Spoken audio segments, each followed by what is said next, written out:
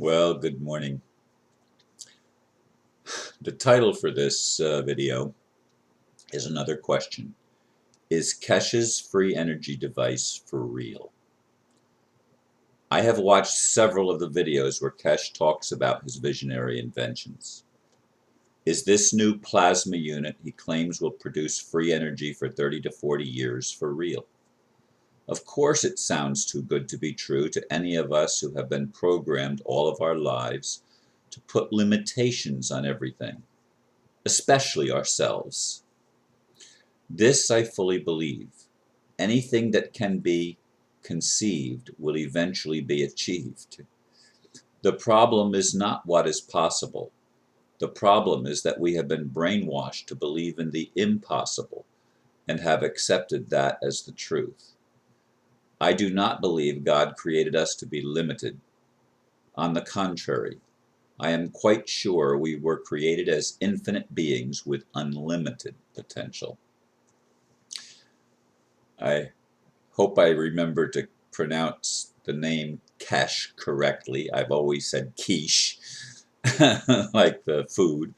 But in any case, a lot of people have been talking about that. It's been a buzz. I've gotten emails. I've gotten posts on various ones of my videos about his announcement earlier this month about this new energy device. Of course, he announced a new energy device back 2 to 3 years ago, I think it was, and he gave 2 years for them to for the nations of the world, the leaders, to respond.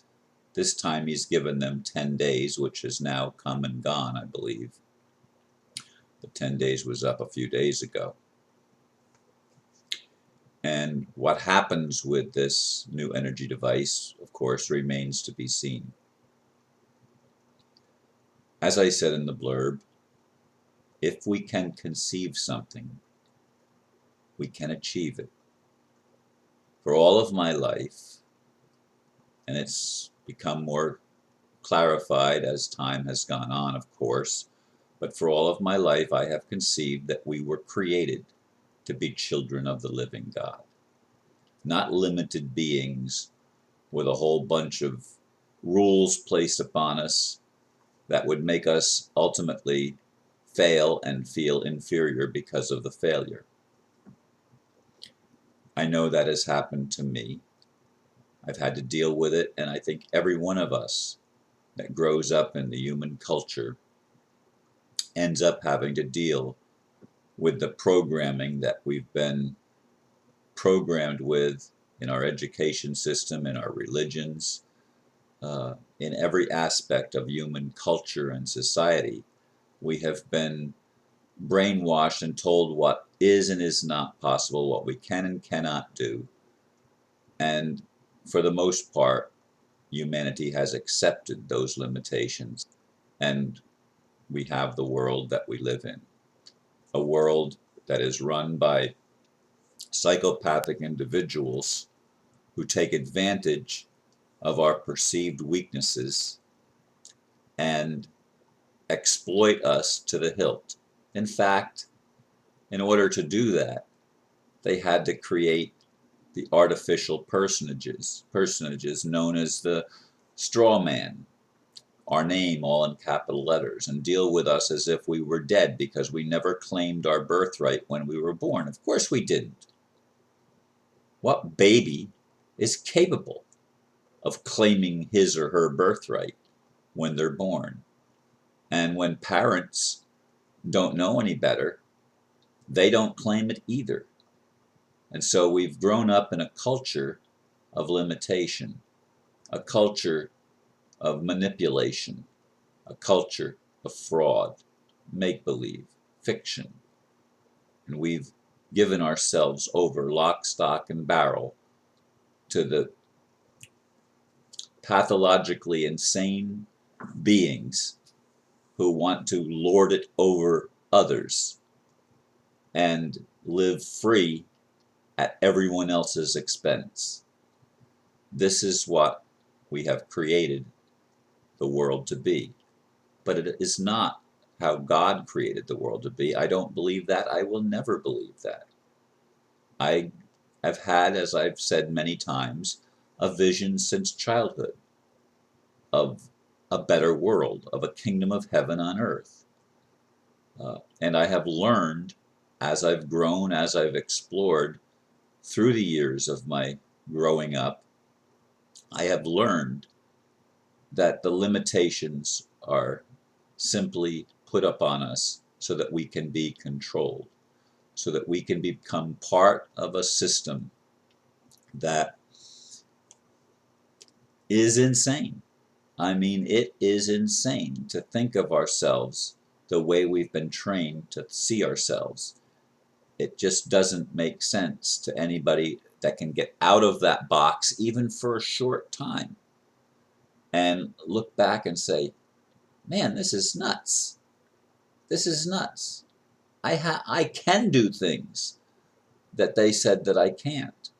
I have abilities that they don't want to pay for and they don't want to honor. I don't have to work and strive and struggle to survive. And somehow, intuitively, there's a part of us that has not forgotten that always knows it. That's what Anastasia says. And she continues, as I continue to read what she said back in the end of the 20th century, as I continue to read that, it inspires me to remember again what I have forgotten so many times when I have bought in to the limitation thinking of the culture that has brainwashed me. And we all have to do that self-examination. We all have to take stock in what kind of lives we've produced with the kind of thinking we've been told is the truth. It was interesting when I reread one of Anastasia's things, that it was the priests. It was the priestly class in Egypt that put the limitations on man in the beginning. That was the first human culture, Egypt. First human culture. And right away, the priests tried to make control. It was the priests that were the problem. It's always the religion that is the problem. All of our religions have put limitations on us. You don't believe it? Look at the world that has been created. You have some people that just sit around and wait for the rapture and think that they don't have anything to do. So they create a laissez-faire attitude, or they have a laissez-faire attitude of what God wants, God will bring us, and we don't have to do anything about it. It's not up to us. Well, it is up to us. It is up to us to wake up and grow up. It is up to us to take full control of our gifts, talents, and abilities and create the kind of individual lives and ultimately the kind of world we want to live in. Do we want to continue to live in a world that is controlled by egomaniacs, by a priestly class, by a political class that believes it has the right to dominate everybody else? Do we want that? Is that the kind of world you want to live in? You say, well, there's no choice. Well, there is a choice. See it differently. Grasp the still small voice. Get a hold of that still small voice and listen to it. Listen to the part of you that is the eternal part, the real part. You say, Ron, that's not the real part. It's so silent. It's so quiet. Yes, it is quiet because it's been blasted out with a cacophony of noise and of false teachings that have come down to us through the ages. But it's time for us to jettison those teachings that limit us and to embrace what Keshe has provided us. Free energy. We are all individually as humans free energy devices. We've got to take that and make use of it, even as I'm trying to do, even as I'm doing as far as my healing goes. I'm taking control again and becoming whole. Thank you for listening, and namaste.